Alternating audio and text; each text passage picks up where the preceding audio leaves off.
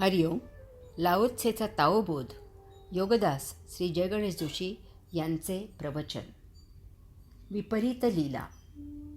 माणसानेच निर्माण केलेल्या श्रेष्ठ आणि कनिष्ठ अशा श्रेणी आणि माणसानेच बाळगलेल्या महत्त्वाकांक्षा त्याच्याजवळ महाविलक्षण अशा विपरीत लीला करत असतात. यापासून त्याने योग्य तो ताओबोध घ्यावा अशी त्या नियतीची, त्या जगत नियंत्याची, त्या योगेश्वराची अपेक्षा असावी.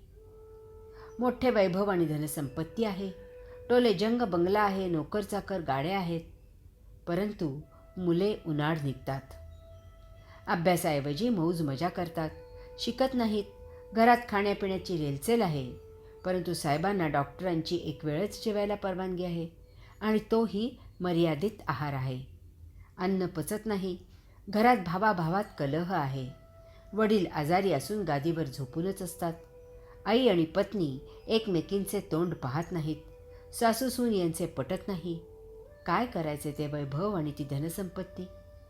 त्यापेक्षा झोपडीत राहणारा परंतु आनंदात 2 घास खाऊन असणारा फार नशीबवान म्हणायचा. MD झालेला आजाऱ्यांना औषधे द्यायची सोडून नाटकात कामे करतो. गणितात नापास होत असलेला उत्तम चित्रे काढतो. शाळेत नापास होत असलेला उत्तम क्रिकेट खेळतो. परीक्षेत पहिला येणारा कुठेतरी जेमतेम कारकून म्हणून नोकरी करतो आणि सरासरी संसार करतो. एखाद्या वेळेस कधी महाबळेश्वरला जाईन असे वर्षानुवर्षाने घोकत असतो. शाळा कॉलेजात परीक्षेत नेहमी जेमतेम काठावर पास होणारा धंदा काढतो आणि गडगंज पैसे मिळवतो. सुट्टीत परदेशाशिवाय इतरत्र हिंडत नाही. गणितात PhD केलेला गवयाला तबल्यावर साथ करतो. वकील झालेला उत्तम गवई म्हणून नावलौकिक मिळवतो.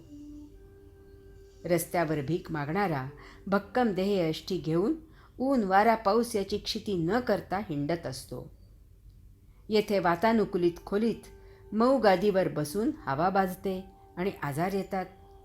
कित्येक किलोचे ओझे पाठीवर घेऊन घामाच्या धारा लागलेला धट्टाकट्टा असतो आणि सतत गाडीतून हिंडणारा सतत हुडहुडी भरल्यासारखा दातावर दात आपटत बसलेला असतो. जगात नित्य नवीन इतकी औषधे निर्माण होत आहेत.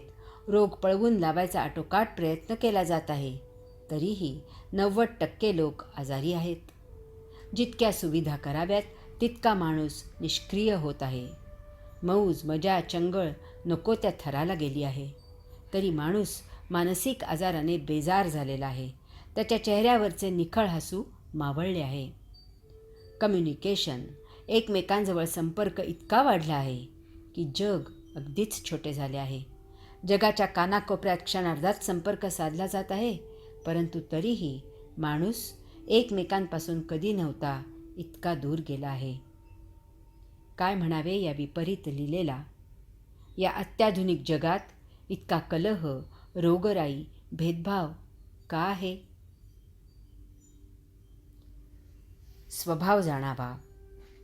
लाओत्से म्हणतो की श्रेष्ठ कनिष्ठ अशी भावनाच नसेल तर लोकांमध्ये द्वेष आणि संघर्ष नसेल. श्रेष्ठ किंवा कनिष्ठ अशी श्रेणी कशाला करायला पाहिजे? कशाला एकाला मोठा आणि दुसऱ्याला छोटा समजायचे? कशाला एकाला कुशल आणि दुसऱ्याला अकुशल म्हणायचे? कशाला एकाला हुशार आणि दुसऱ्याला बुद्धू म्हणायचे? अशा या श्रेणींमुळे माणसाच्या अंगी ईर्ष्या, अभिमान, महत्त्वाकांक्षा निर्माण होते. एकमेकांविरुद्ध चढाओढ लागते. स्पर्धा सुरू होते. याला कोठेही अंत नाही. त्यातच ही विपरीत लीला तिची करामत दाखवते. एखाद्याला अभ्यास करायचा असला तरी तो करू शकत नाही. त्याला जन्मतःच बुद्धीची मर्यादा येते. एखाद्याला गाणे गायचे आहे, परंतु त्याला आवाजाची देणगीच नाही, त्याला तो काय करणार? एखाद्याला धावायचं आहे, परंतु जन्मांध असतो तो, त्याला तो काय करू शकतो? या मर्यादा, ही विपरीत लीला त्या त्या माणसाला न्यूनगंडाचा शिकार करते. वास्तवात तो स्वभावतः चांगला असतो, परंतु ही नैसर्गिक अडचण त्याला आनंदाने जगू देत नाही. जरा मार्क कमी मिळाले की वडील म्हणतात, मूर्ख कुठला, बुद्धू कोटचा, एवढे कळत नाही, चल अभ्यासाला बस, पुढील वेळी पहिल्या क्रमांकाने परीक्षा उत्तीर्ण झालाच पाहिजेस. तो मुलगा बळेबळे अभ्यास करतो. त्याच्या मनावर विपरीत परिणाम होतो. त्याचा छोटेखानी मेंदू बिघडतो. एकतर तो कुठेतरी पळून जातो, वेडा होतो, किंवा आत्महत्या करतो किंवा तसाच मोठ्यांचे शाप ऐकत कसे तरी चुरगाळलेले जीवन जगतो. एक कळी न उमलताच बळजबरीने उघडली जाते. लाओत्से काय सांगतो त्याचे निरीक्षण करावे. तो सांगतो की प्रत्येकाचा एक एक स्वभाव असतो, तो ओळखावा. गणितात उत्तम मार्क मिळवणारा तबला का वाजवू शकत नाही? मग त्याला बुद्धू का म्हणायचे? तसे नसेल तर तबला वाजवणाऱ्याला गणित आले नाही तर त्याला बुद्धू नका म्हणू, नका त्याला हिणवू.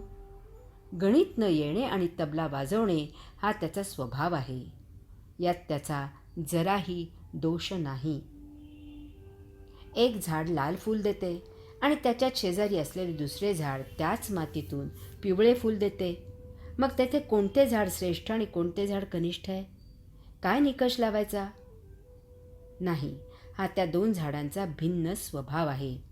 त्याप्रमाणे ती फुलत आहेत.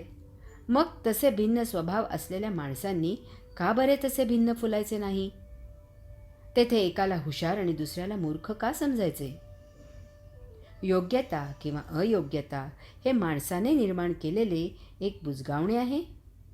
वास्तवात कोणीही श्रेष्ठ नाही आणि कोणीही कनिष्ठ नाही. प्रत्येकजण आपापला जन्मजात स्वभाव घेऊन त्याचे संचित संपवायला येथे आलेला आहे. त्याला त्याप्रमाणे फुलू दे. त्याला व्यवहाराच्या कसोटीवर चुरगळू नका. हरी ओम.